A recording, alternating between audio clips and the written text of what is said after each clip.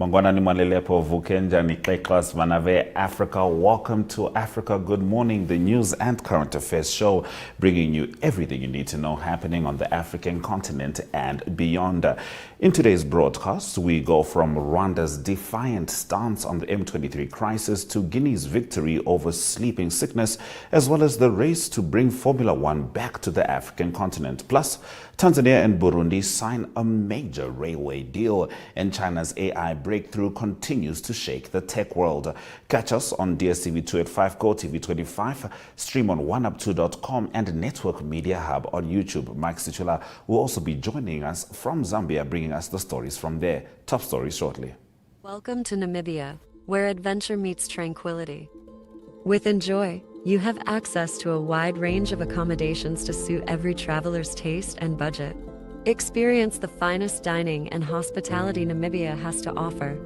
Booking your dream accommodation is just a few clicks away with Enjoy.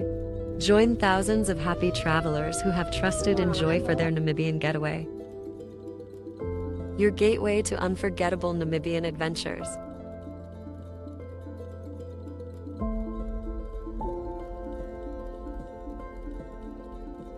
Visit us today at enjoy.my.na.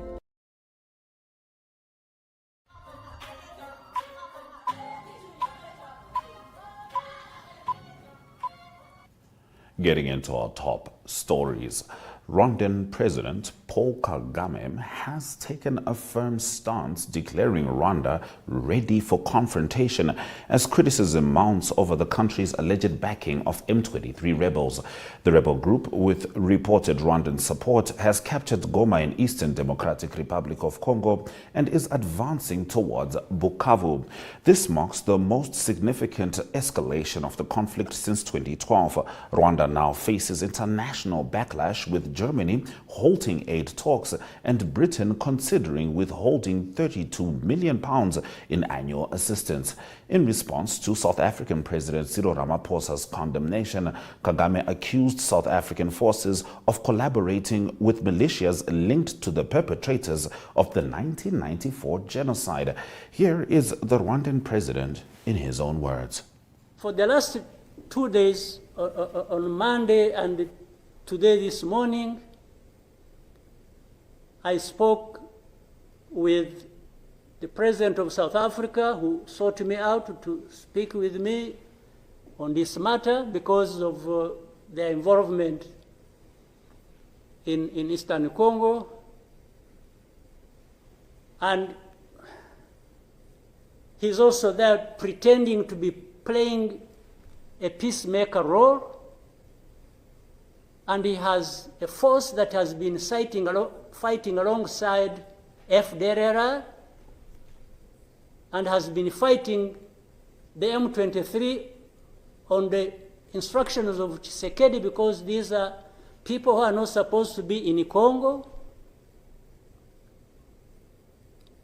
that these are from Rwanda, or the M23 are not Rwandans, please.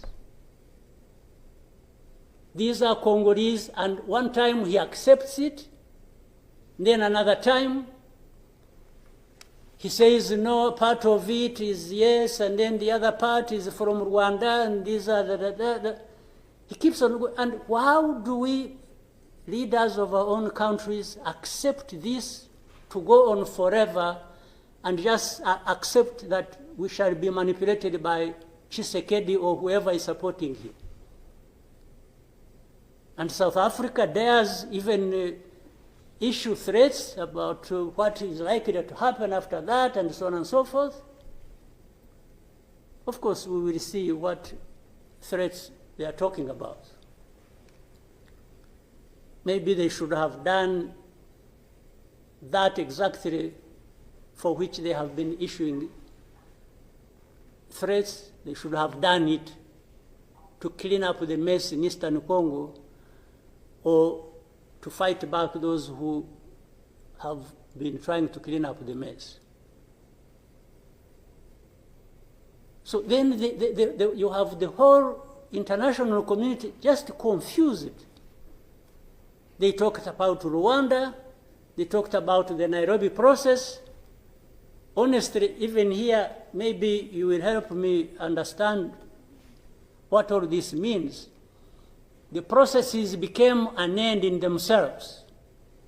And the people leading these processes became more important than the results of the processes. The Nairobi process became a whole process. Then the Rwanda process, it's like you can't say anything that will displease President Lorenzo. Definitely, this does not help deal with such a serious matters as we are faced with. As tensions rise, regional leaders are set to gather at the SADC summit, urgent troika meeting in Zimbabwe to discuss the crisis today. All eyes will be on whether diplomacy can prevent further escalation. Moving on to our next story, Duduzile Zuma Sambutla, daughter of former South African President Jacob Zuma, appeared in court yesterday charged with inciting violence during the deadly 2021 riots. The unrest, triggered by her father's imprisonment, resulted in over 300 deaths and billions in damages. Prosecutors allege her social media posts fueled the chaos. She pleaded not guilty and was released on a warning, with her next court appearance set for March. Zuma Sambutla, now a member of parliament under the MK party, was accompanied to court by her father. In an era where digital words wield power, this case could set a precedent on the boundaries of online expression and real-world consequences. Now, the World Health Organization has congratulated Guinea for officially eliminating human African trypanosomiasis, commonly known as sleeping sickness. This neglected tropical disease, spread by tsetse flies, causes severe neurological damage in its advanced stages. Guinea's achievement comes as a milestone on World Neglected Tropical Diseases Day, highlighting progress in global health efforts. WHO Director General Dr. Tedros Adhanom Ghebreyesus hailed it as a beacon of hope for other nations still battling the disease. This victory proves that with sustained effort and global collaboration, even the most neglected diseases can be conquered. And the last of our top stories, Sherokao never planned to dedicate her life to pugs, but love and necessity led her to found Pug Rescue South Africa in 2010. After selling their home to rescue dogs in need, Kao and her husband now care for nearly 200 abandoned, sick and surrendered pugs. Over the years, they've saved more than 2,500. Despite the challenges, she insists the pugs won in a world of uncertainty. Small acts of kindness, whether for people or pets, make all the difference. You're still with Africa. Good morning. We talk to Mike Sichula in Zambia after the break.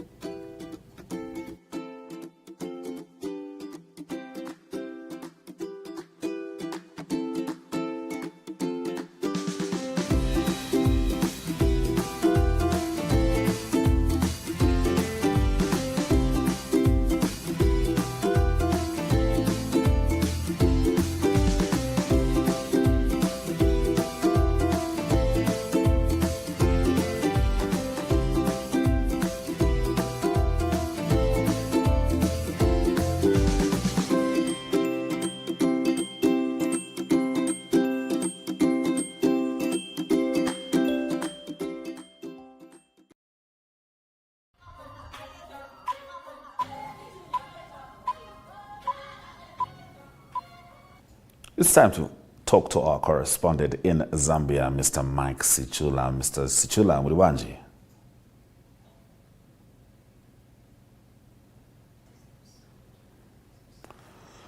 Mr. Sichula, we can't seem to get your sound. We're going to take a quick break, and when we return, we hope to have you with us. Welcome to Namibia, where adventure meets tranquility. With Enjoy, you have access to a wide range of accommodations to suit every traveler's taste and budget. Experience the finest dining and hospitality Namibia has to offer. Booking your dream accommodation is just a few clicks away with Enjoy. Join thousands of happy travelers who have trusted Enjoy for their Namibian getaway. Your gateway to unforgettable Namibian adventures.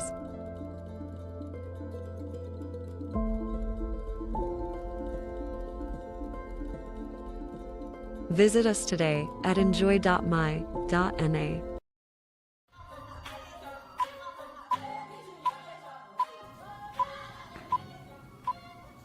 All right, we're going to try yet again to talk to our correspondent in Zambia, Mr. Mike Sichula. Good morning, sir.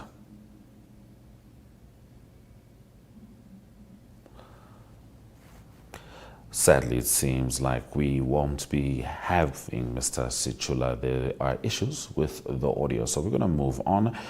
However, moving on means staying with his stories, just without him delivering them as we would so wish. So, the stories from Zambia. The United States government has granted Zambia an emergency humanitarian waiver to ensure that millions of people living with HIV can continue receiving life-saving medication during the assessment of U.S. foreign development assistance. In Zambia, over 1 million people rely on HIV treatment, heavily funded by the United States President's Emergency Plan for AIDS Relief, PEPFAR. The world's leading HIV initiative. UNAIDS Executive Director Winnie Bayanyima stated that this urgent decision recognizes PEPFAR's critical role in the global AIDS response and restores hope to those who are living with HIV, which is naturally quite shocking considering the very sturdy stance the United States had taken in pulling out of a lot of countries and institutions such as the World Health Organization. Speaking of which, United Nations Special Rapporteur on Freedom of Expression and Opinion Irene Khan says the Zambian government's invitation for a country visit demonstrates its commitment to strengthening human rights. Now, Ms. Khan is the first Special Rapporteur to visit Zambia in 7 years. She hopes her report will help promote and enhance freedom of expression and opinion in the country. Ms. Khan has been in Zambia since January 19th, assessing the state of freedom of expression and opinion. She is scheduled to deliver her findings to the government today, and we'll certainly be looking forward to hearing those findings when we talk to Mr. Mike Sichula next week. Japan, in collaboration with the United Nations Development Program, has provided Zambia with a $5.9 million grant to improve the livelihoods of forcibly displaced people in the Mayukwayukwa and Maheba resettlement schemes. Vice President Mutale Nalumangu stated that the grant, channeled through the Japan International Cooperation Agency, will give 800 households access to water for irrigation and domestic use. Now, Mrs. Nalumango emphasized that this initiative will enable settlers to contribute to the country's food security. And food security has indeed been an issue in Zambia, and it's good to see that addressed in one manner or the other. And the Zambian government has launched the Go Public Fund Education campaign to advocate for increased education funding and highlight the value of public education. Speaking at the launch in Lusaka yesterday, Education Minister Douglas Siyakalima stated that the campaign is crucial in addressing challenges related to education quality. He emphasized that the initiative aims to ensure that every child has access to quality education. Meanwhile, Education International Africa Regional Director Dennis Signolo highlighted that the launch is essential for bridging the education gap. Those have been the stories from Zambia sent through by Mike Sichula. This is To Africa Good Morning. Let's have a look at the weather before we return with economic news.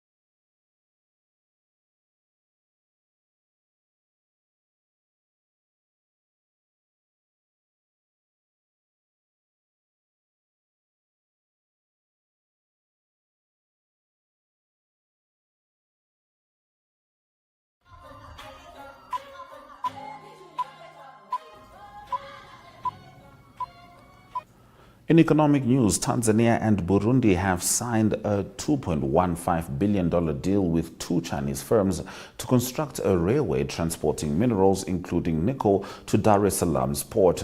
The 282-kilometer standard gauge railway, funded by the African Development Bank, is expected to transport 3 million metric tons of minerals annually. China has been a key player in Africa's infrastructure boom, with this project falling under its Belt and Road Initiative. As Africa harnesses its vast mineral wealth, efficient transport networks will be key to unlocking economic growth. Now, moving on to our other economic story, Chinese AI startup DeepSeek has shaken up the industry with a breakthrough in low-cost AI computing, raising concerns over U.S. tech dominance. While Microsoft and Meta defend their massive investments, $80 billion and $65 billion respectively, DeepSeek claims to have achieved similar capabilities at a fraction of the cost. CEOs Mark Zuckerberg and Satya Nadella argue that heavy infrastructure spending remains crucial to AI's future. The competition underscores the rapidly evolving AI landscape. I also think that it is important to note that the AI race isn't just about technology, it's about economic power. Whoever controls AI controls the future. Let's have a look at the economic indicators.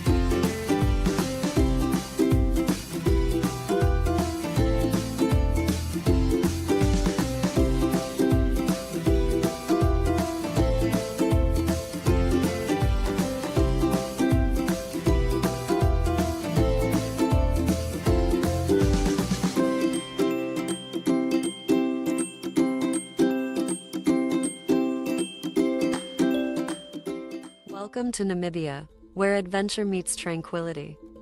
With Enjoy, you have access to a wide range of accommodations to suit every traveler's taste and budget.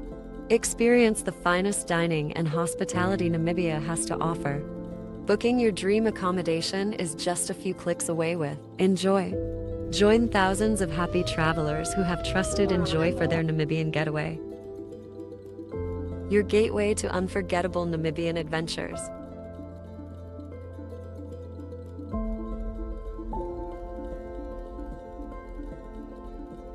Visit us today at enjoy.my.na.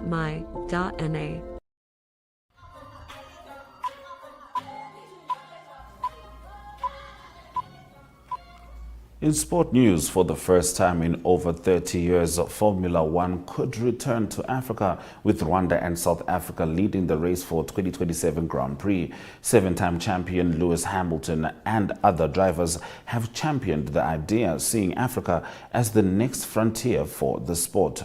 Rwanda has positioned itself as a sustainable scenic motorsport hub, while South Africa boasts historical F1 ties and an existing track. FIA President Mohammed Ben Sulayem supports Rwanda's bid, but South Africa remains a strong contender.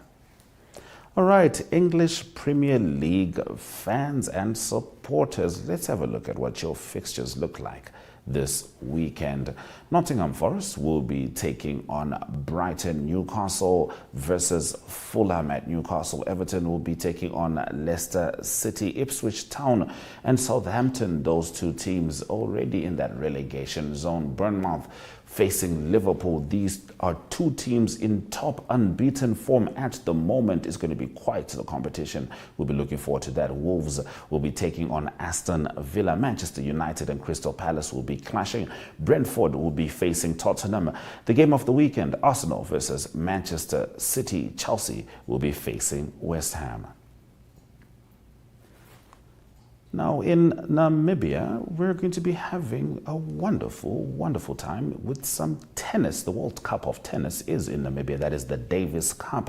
And it's going to be on NTV, DStv 285, GOtv 25, 1up2.com, and Network Media Hub tomorrow and the day after. Here are some words from the teams. Okay, so we are joined by Connor van Schalkwyk. Connor, let's get right into it. Davis Cup is on the horizon. You are a part of this team. The first time in Namibia we're having an international Davis Cup match. Just tell me, how are you feeling about this and how excited are you to be a part of this? Yeah, I mean, I'm very excited to be part of this. First time at home in Group 2. I think it's going to be a really good experience as a team.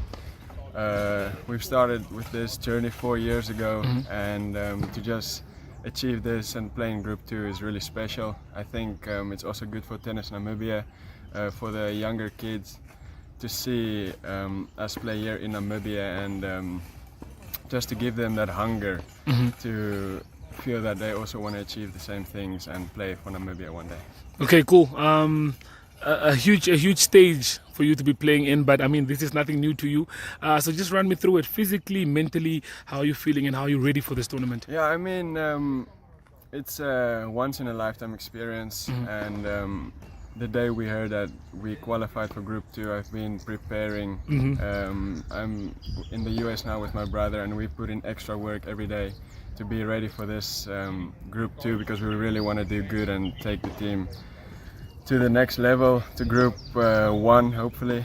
And yeah, my body feels good. Like I said, I've been preparing mentally. We feel strong, we believe in our team. We are a young team, still have a lot of potential in the team, and yeah, I believe we can beat them. Okay, cool. The competition, Hong Kong, who we're facing, how much do you know about them? I mean, they are slightly ranked higher than us. They are 59th, I think we're 72.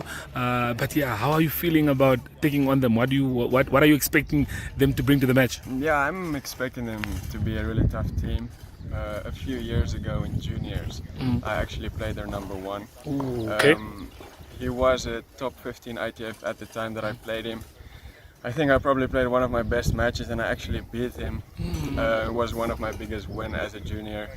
But he's, I think, 170, 180 ATP now, his ranking. So, I mean, it's going to be really tough, but I'm excited for the challenge. And yeah, like I said, I believe we can, with the home crowd, home advantage, I believe in our team, and I'm sure we can give them a go. Okay, cool. Well, good luck with the match, and I will see you on Saturday. Thank you. Cool.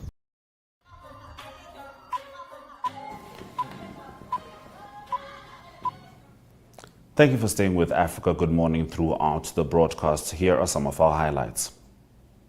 Rwanda defiant amid M23 crisis. Duduzile Zuma Sambutla faces trial. And Tanzania and Burundi's railway deal with China exceeding $2 billion. DStv 285, GOtv 25, 1up2.com, and Network Media Hub is precisely where you can find us. From me, Ashwin Berry, and the Africa Good Morning team, Swera Jaganaka.